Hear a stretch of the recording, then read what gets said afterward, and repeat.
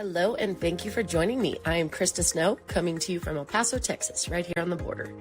2 years ago, I decided to create a podcast of mini-series focused on outliers and the unique journeys we walk, because truly, we need each other.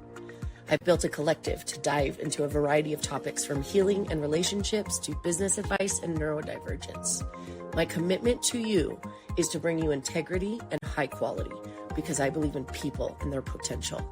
So without further ado, welcome to this space where you can join the collective as we listen, learn the flip side, and ultimately level up our lives together.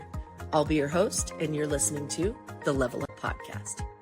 Welcome back to part 2 of the mini narcissism discussion within the healing series. So Melissa and I are back. We want to circle back to the episode yesterday, the reel that we were talking about with Megan Fox and Machine Gun Kelly. So before we circle back, we'll do low high. Melissa, you want to go first? Absolutely. Okay, I'm going to be honest with you. My low today was that I had to go into the office. Work this morning. I really like when I can work from home. I didn't get to work from home this morning. And my high, I bought my daughter this thing for Christmas. It's like a little ramen cooker thing, and you can heat up your ramen and make, like, she makes like these fancy Simons in it. Anyways, I got off work and go downstairs, after settling in, putting things away, and she's making ramen. I'm kind of like, what you got over there? And she's like, don't worry, I made some for you too. So I got a few bites of ramen, and it was great. And even though I'm gluten-free and I had to take a gluten ease pill afterwards, it's great. It was worth it. Yes, my child cooked for me. It was amazing. That's amazing. I love that.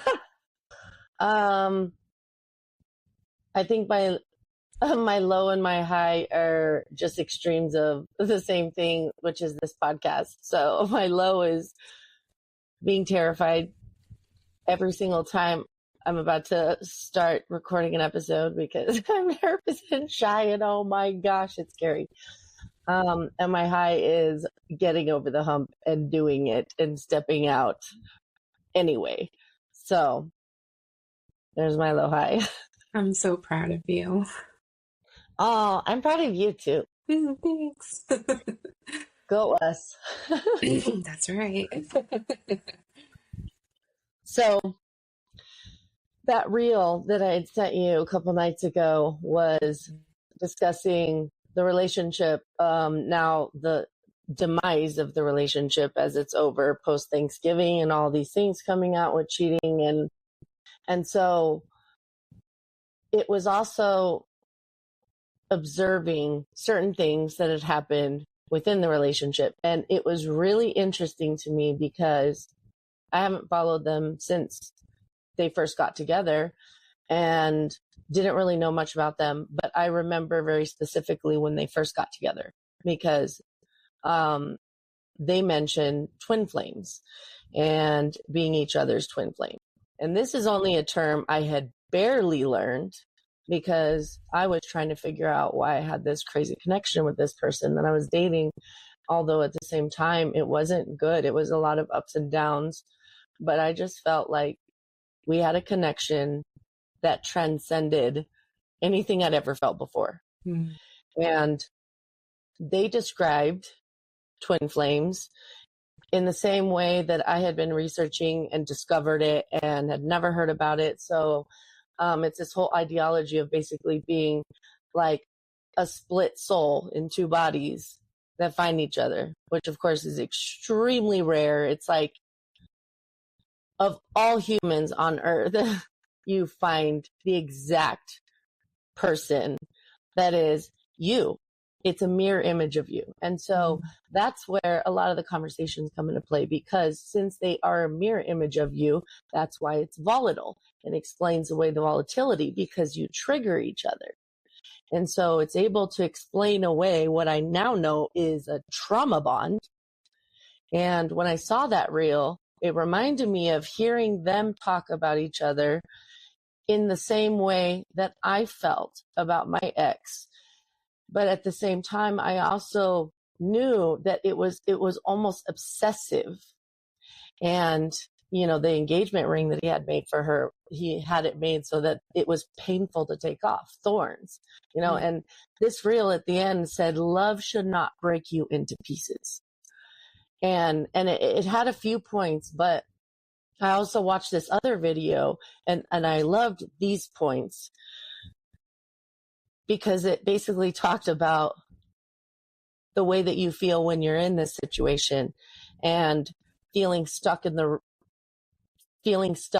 relationship, walking on eggshells, worrying that they might hurt themselves if you leave or do something detrimental, others warning you and you not being able to tell them the full truth, trying to leave, but then longing for them in a way that you can't do it without them. It hurts too bad.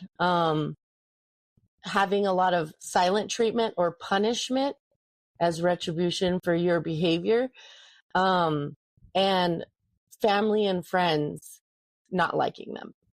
And so all of those things, when talking about someone that you're trauma bonded to and in a narcissistic relationship, that reel just reminded me of all of those feelings. It made me wonder if they're dealing with the same situation, but now here I am 4 years later and I see things more clearly.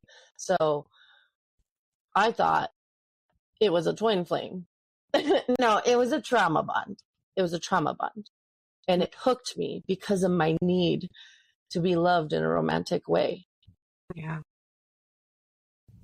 So what are your thoughts on either trauma bonds or the real and their relationship? Yeah, I mean, after we spoke yesterday, I just kind of felt like this need to kind of go back in and look at trauma bonding some more. And there's a lot that speaks to me in the research that I was doing and stuff. And like, for instance, the lack of autonomy. I found myself because of isolation. Mm-hmm. How they isolate you. Yeah. And I found myself losing bits of myself and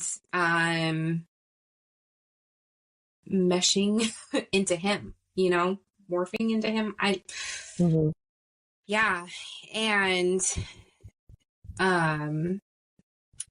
with that, this intense fear of abandonment, Mm-hmm. for me personally, and, just like within my childhood trauma, there is abandonment. And so it makes sense that is something that, I would struggle with. And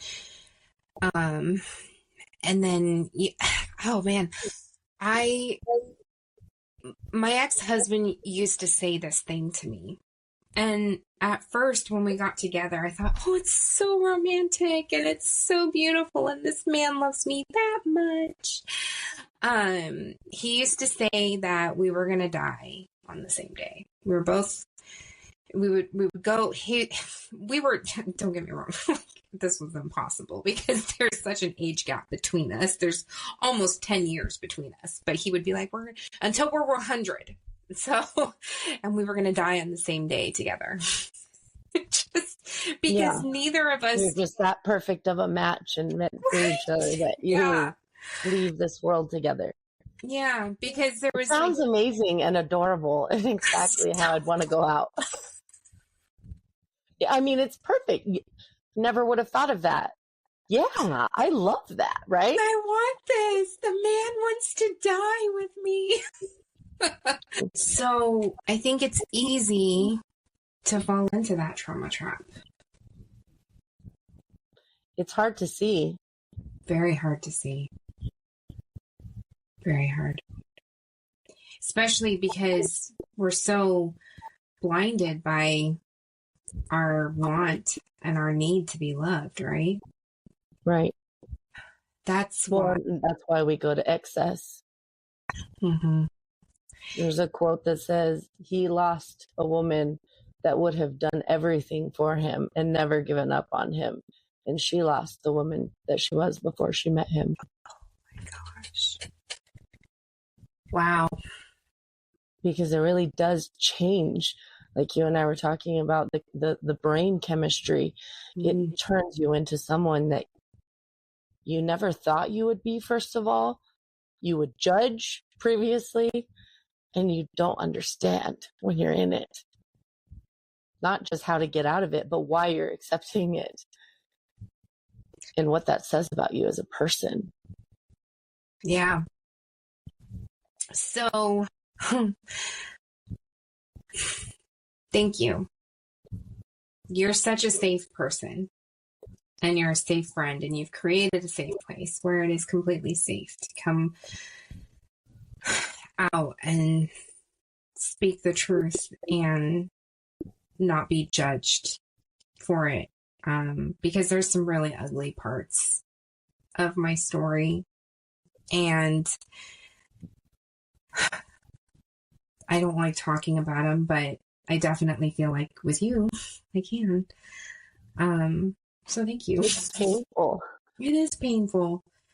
You know, like you And you feel shame and guilt, and you would have judged yourself. So of course you understand why people would judge you, but you don't even know how to explain why you put up with it or anything. And so, you know, the listening ear when you're out of it is something that you can provide to someone who feels the turmoil and doesn't know if there's better.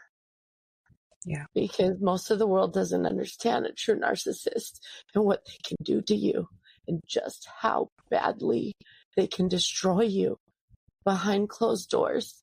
So no one believes it. No one understands the connection that you feel, and you can't explain it. And that's part of a trauma bond, because my therapist told me when you cannot explain with what someone does for you, that's part of something that's supposed to be held down.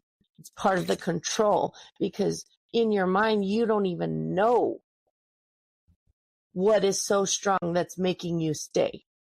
So you don't say the other things because you can't explain why they do something so ugly, but you stay.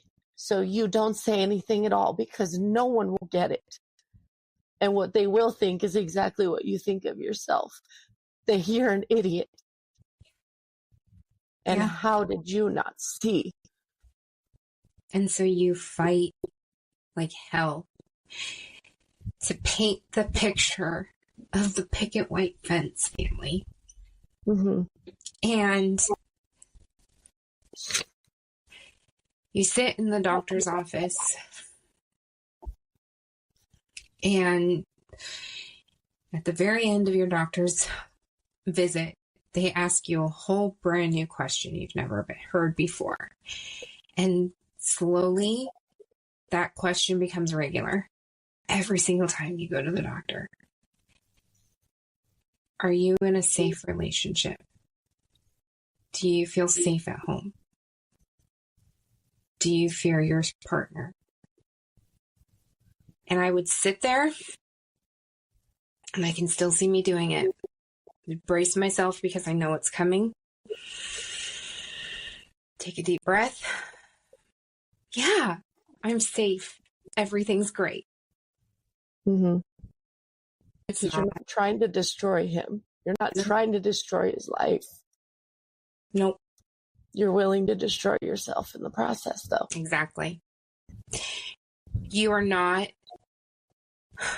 You're abandoning yourself because he's more important, or she's more important, or they're more important. It's not even about them at some point. It's just about the relationship and the feeling it gives you that fills that deep need. That's more important, no matter how bad you're being treated. Yeah. And no matter how high you build that fence, how high you build those walls, people can see it. Mm-hmm. My mom and my stepdad, who, I'll be perfectly honest with you. My stepdad is my dad. That is the man who raised me. That is the man who cares for me and loves me as any father should love his daughter. They did not like my ex. And it was so important to me that they did. That he's causing me turmoil. And I'm over here lying to them about it. No, everything's fine. It's great. No, he's not. He doesn't drink like that all the time. No, he never drinks and drives. Or he's stressed. Don't we all get a pass? Yeah. Work is so hard. He's the full financial support for our family. I'm not working. Mm-hmm. I remember one time we had been married. We'd probably been married about 6 years. And this was after the first time he cheated on me. And my kids and I were where we live presently, visiting family. And, Dad was at home, and we were probably here. We would come here for a visit, and we would stay for a lengthy amount of time, because it was really, it was typically about a month, because that was really the time that my parents got to spend with their grandkids. And I homeschooled my kids, so, missing school wasn't a problem. We just brought it with us. And I, of course, was a stay-at-home mom. That was really important, that they not be in public school and that they get that better education. Yeah, and it worked perfectly for him, too, because he could keep you at home because of your desire for that. Mm-hmm. Yeah. Yeah. It's easy to isolate you. Oh, man, so much isolation. Yeah. Mm-hmm. And you don't even see it. No. Little choices of choosing them over your friends and your family or people that are important to you. But it makes sense. If you're in a relationship, it should be choosing each other. It's hard to see it, how they isolate you little by little. Little by little. Yeah. And pull you into their world so that they can control you, and people will not see what's going on because you start to hibernate away from them while you're being isolated and things are bad. Then you can no longer talk to your people anyway. So you talk to his people and they send you right back. Yeah. Because they don't know who and he the is. people who know you outside of him, they can be the ones that sit there and tell you this isn't right. Yes. Or they stop talking to you because you're choosing to be treated like shit. Yep. I lost friendships because a couple of my friends were like, if you choose him, I don't want to talk to you because this is not good for you. And honestly, that wasn't helpful for me at the time. I didn't need, what's the word? Like where you're helping someone continue on in their behavior. I didn't. Like a codependency? No, like, oh my gosh, enablement. Like, there's a balance between enabling and support. Yeah. And some friends try to just tell you need to stop or they're going to stop talking to you and they leave. And you can't stop talking to them. Yeah. Because you're trapped. Yeah. Because and that so person is a safe person. Yeah. Yeah. And it's hard because then you watch people walk away from you. And deep down, you know that there's a reason and you wish they would just be there for you because what you need most is support. but you also understand why they walk away, because seeing you be hurt all the time is not okay. And if you won't change, they have every right to walk away. Mm-hmm. And I let friendships end because I was so blinded. And it's hard because I'll never get some of those things back. But the true friends, they're always going to be there. Even if you haven't reconnected yet, they will. And some never leave. My greatest regret in all of that, my mom is a cancer survivor. She was diagnosed with stage 3 colon cancer, and she started the chemo and everything, and she really wanted me to come out and spend at least a week with her and do her chemo. Just be there with her while she's getting her chemo treatments. I had it all worked out. I was going to fly here. I was going to be with her. I had people who would watch my kids so that it wasn't going to be that costly. It wasn't all 3 of us. Plus, my mom couldn't be around kids and, sickness and all of that. You figured all of it out.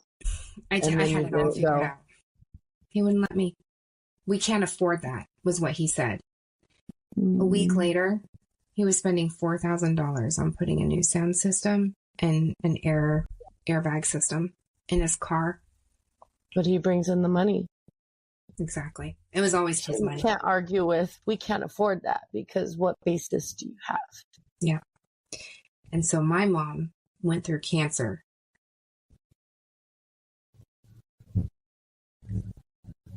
And I wasn't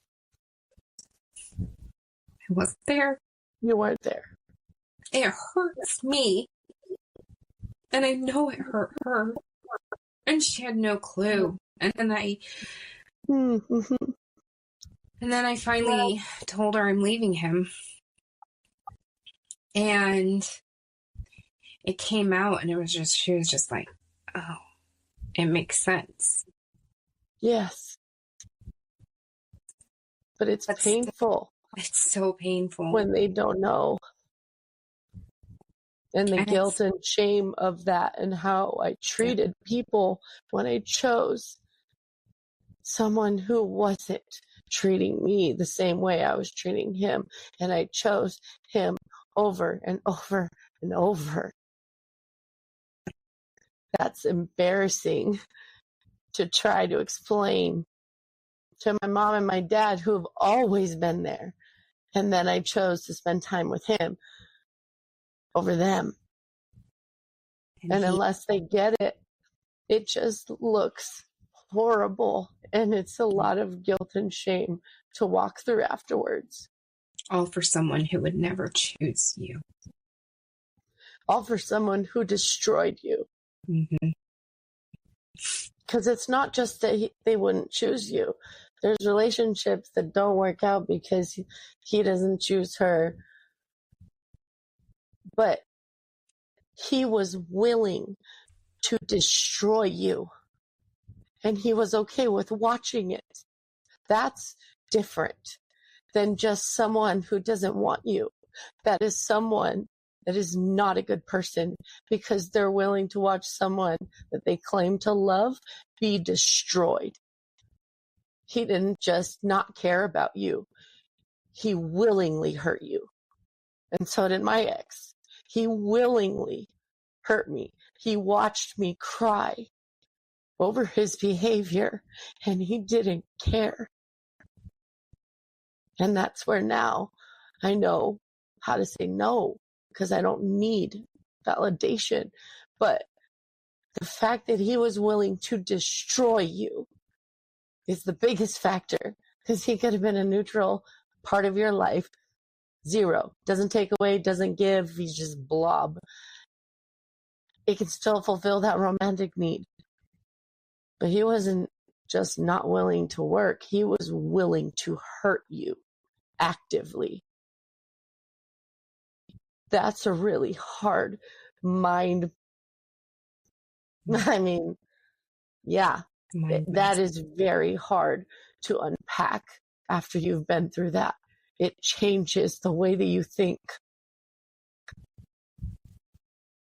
Changes the way you act, the way Yeah. you move forward with your life. You feel worthless. And when you feel worthless, everything changes. Because you no longer know how to add to the world. You feel like everyone would be better off without you. Because the one person that you gave up everything for is the one person that hurt you the most and still doesn't care.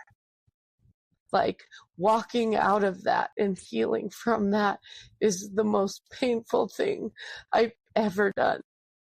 Yeah. And I felt so alone. And a lot of people don't have a resource to go to. People need help. And I know now what I wish I had known then. So I want to help people not feel alone when they feel trapped.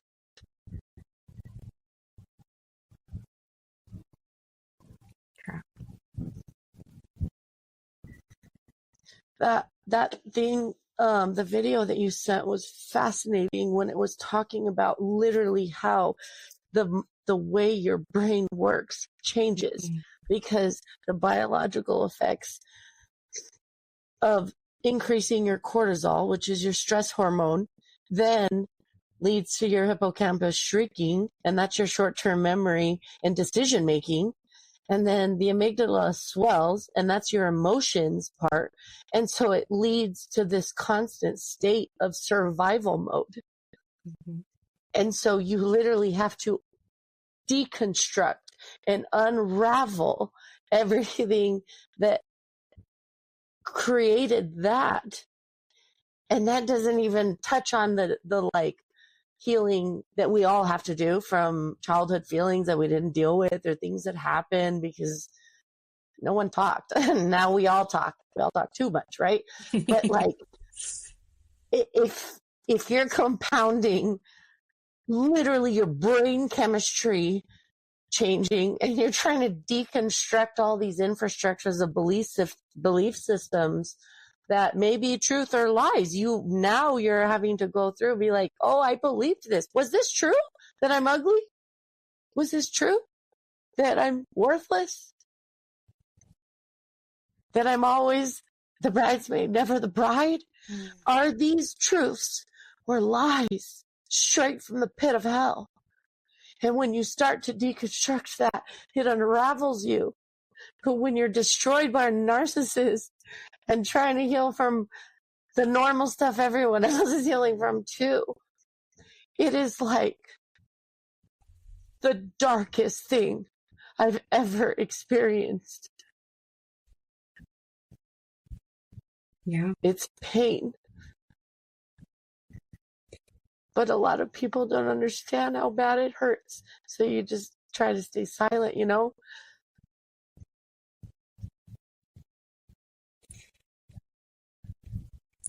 There's a saying, and I'm trying to remember it accurately so I say it correctly because it's so good.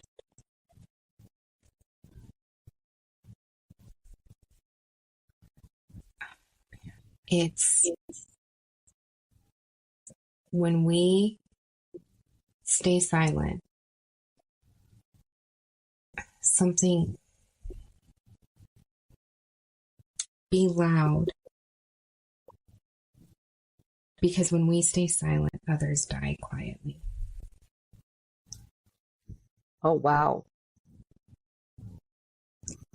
When I started doing my blog, somebody sent that to me. When I started putting my fingertips on what my purpose is in this life. Yeah, that was sent to me. And That's very much what you're saying right now. It's powerful because it's true. And I don't want anyone to fall through the cracks if they don't have to. Mm-hmm. No. I think the most important thing that helped was knowing I wasn't alone, because I felt crazy Mm-hmm. for putting myself willingly in the situation that I was in. Well, and you're told by that person that you are crazy. And it becomes something you hear constantly. And then that becomes your inner monologue. Who are you going to believe? Of course, you're going to believe yourself. Yeah, and in the early stages of the relationship, part of the trauma bonding is them mirroring your feelings and reactions when you get excited about certain things, when you want something in particular, like to be official or physical affection or versus gifts. There's things that they see and they mirror you, because it creates this bond of you feeling like someone understands you in a way no one else does. Mm-hmm. And when that bond is created, it's hard to break when you have a need to be accepted or desire, like to be married. I always had that deep desire. Yeah. Then you can be blinded and settle for less because you need a relationship more than you need to be treated well. It's more important to have someone than it is to set boundaries, because you don't understand what the implications are when you don't. And that's what more people need to tell stories about, because no one knows what could happen when you date that charming guy that is a little mean to you. Or when you say, don't ever lie and don't ever cheat. And within the first 6 weeks, he lied. But he explained it away in a way that I asked a couple of friends, didn't ask my parents because I knew what they would say. Yeah. But I asked a couple of friends that I deeply trusted, and they had split decisions. But I wanted to hear that I could justify it, because I wanted the relationship more than I wanted to respect my own boundaries. So at the moment I gave him a second chance, I taught him he didn't have to respect my word, because it no longer meant anything. I said, don't lie and don't cheat. Those are my deal breakers. Mm-hmm. And in 6 weeks, he lied to me, and he lied about something big, like quitting his job, and didn't tell me for 2 weeks, and lied to my face about all this PTO that I was questioning. And when I forgave him, because I wanted the relationship more than I wanted to be respected, I taught him my word no longer mattered. That was my fault, because I gave him a deal breaker. And if that wasn't my deal breaker, I shouldn't have said it, because all I taught him was that my word doesn't matter. And from that moment on, all it did was spiral. Because if I had set a boundary and said, I told you not to lie or cheat, you lied to me, it's only been 6 weeks. Okay, it only gets worse from here on out. Right? Like, I had already set the clear boundary, and then I forgave him. That's my fault. If I had said, I literally told you not to do this. If you don't respect me enough to do that, bye.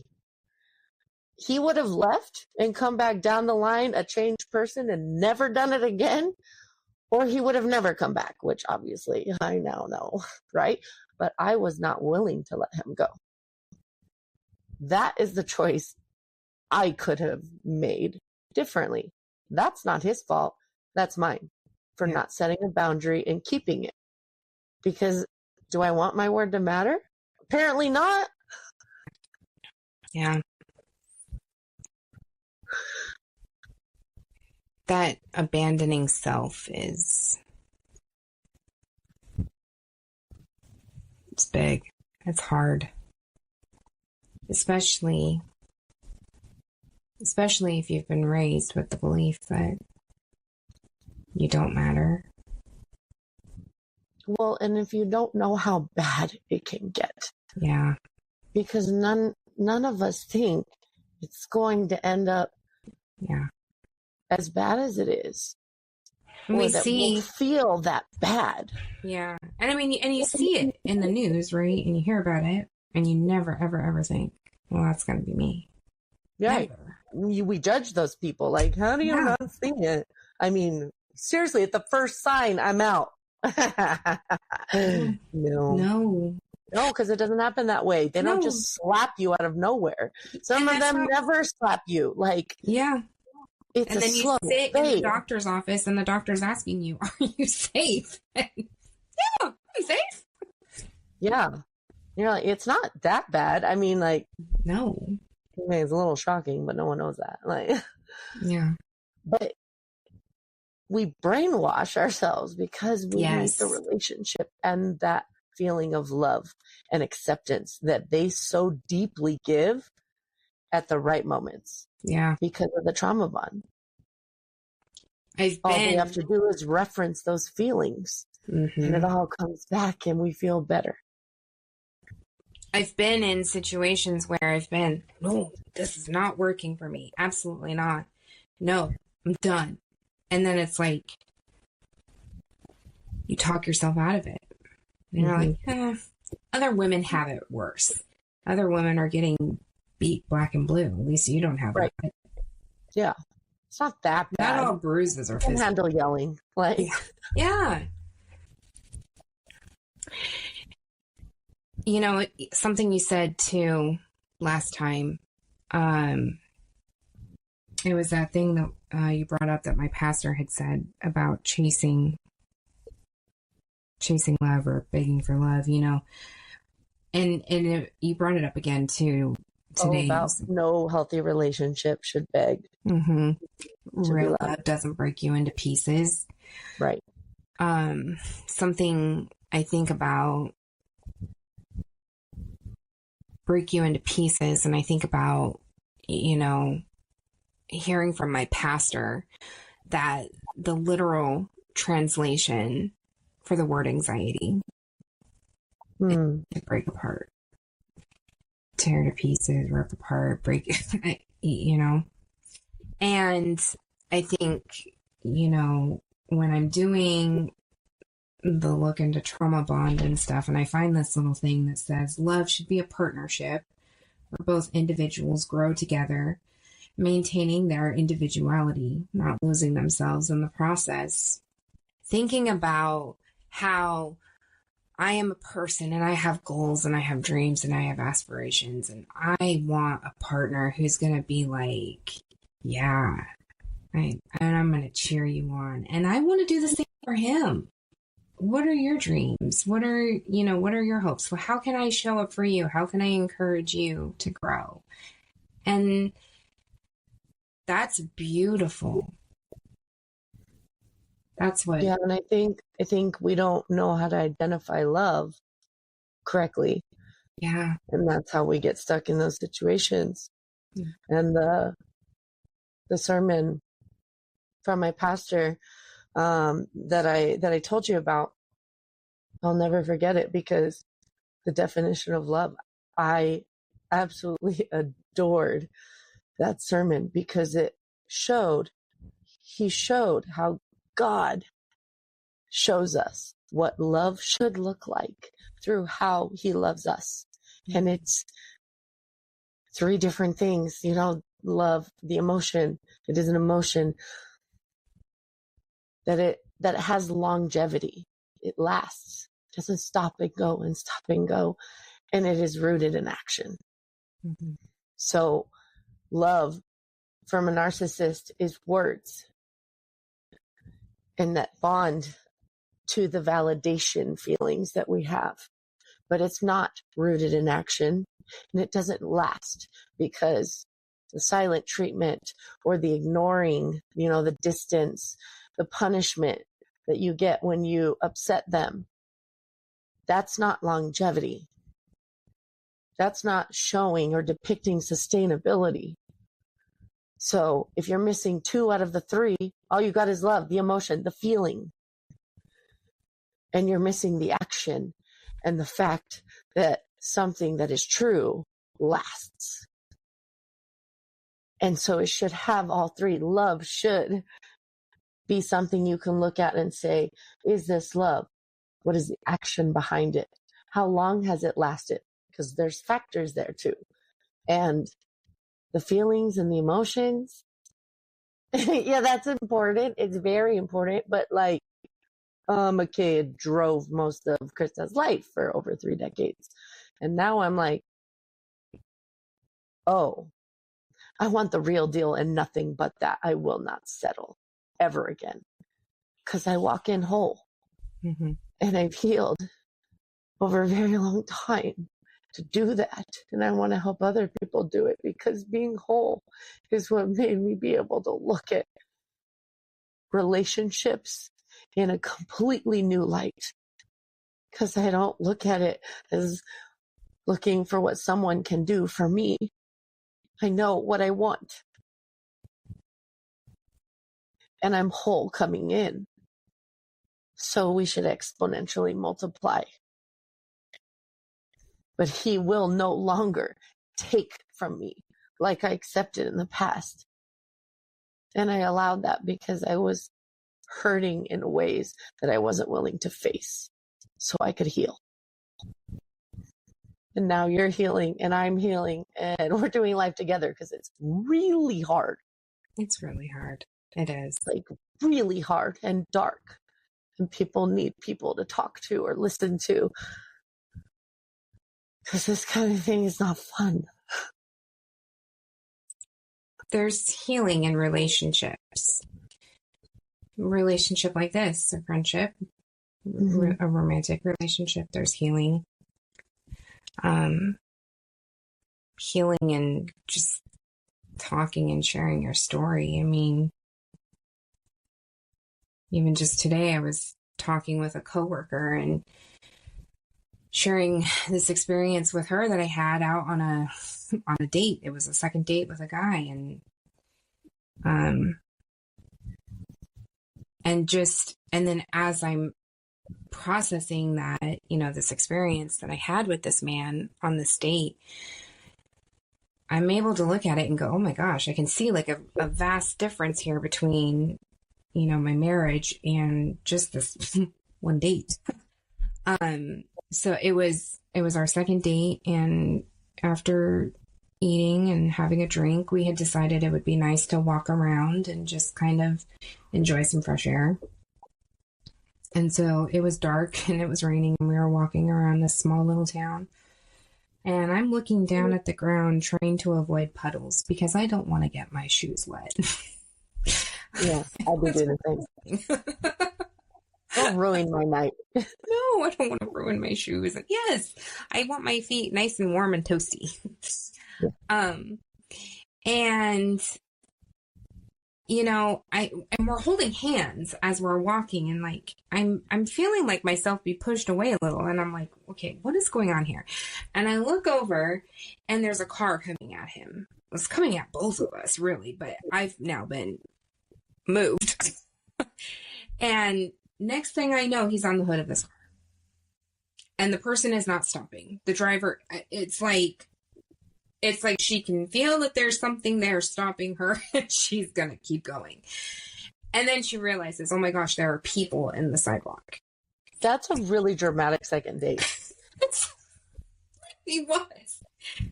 Do you know what my first thought was? What did I do? That is my first thought. I didn't do anything. Yeah. Do you know what his first thought was? He turns to me and he goes, I was so scared you were going to get hit by that car. It took me probably a week to process and put it all and go, oh my goodness. Because if I had been with my ex-husband in that situation, I would have been blamed for not being on the lookout for him. And then he's in pain, and somehow you should have made sure that it didn't happen by seeing that car was coming and pulling him out of the, Absolutely. Absolutely. Just like one time I was riding in the car with someone who was actually just a friend, and I'm not paying attention. I'm the passenger. He's the driver. I'm looking down, probably at my phone, maybe a book. Who knows? And he gets distracted, and he ends up hitting the car in front of us. And next thing he says, well, why didn't you tell me that car stopped? And I'm just like, and then instantly I take on the guilt. This accident was not my fault. But I was not a driver. I was just a passenger in the car. So to be on a date with a man who just got hit by a car, and he turns to me, and the first thing out of his mouth is, "Are you okay? I was so scared you were going to get hit." It's a totally different mindset shift. Yeah. Oh, wait, I didn't do anything wrong? Oh, wait, I didn't. Oh, my gosh. Wait, he was making sure I was okay and sacrificed his body. Wait, what? My brain this is real kinds of love. Like, yes, you do for your family and the people you actually like. Set my brain into a whole new panic. Yeah. Yeah. That's why we feel crazy, because we feel like we're crazy to ask for things that are normal.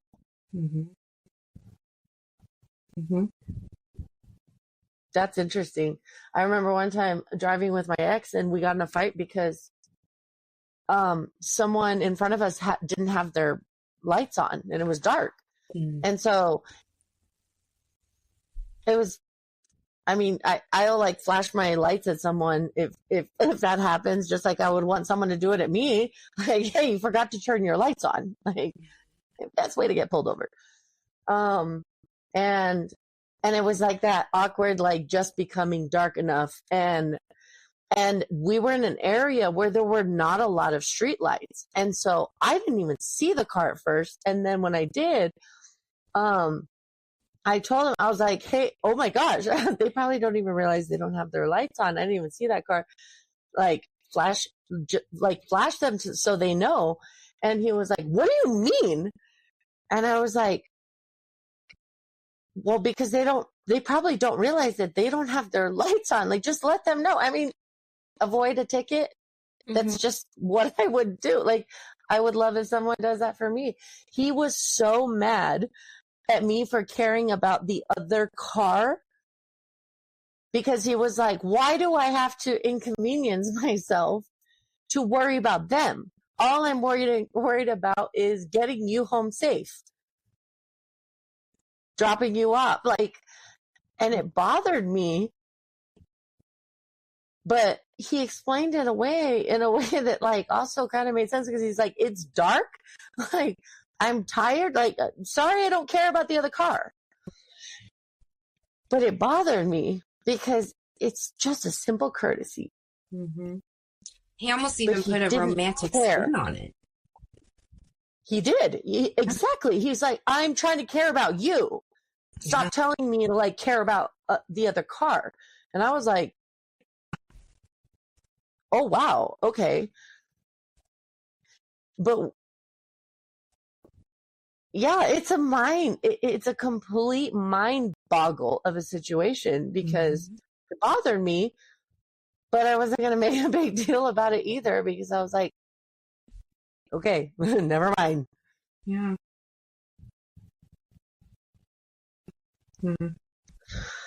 So once you found yourself in that situation, what to do about it? And that will be part 3, I guess, right? Yeah. Yeah. So we'll see you next time.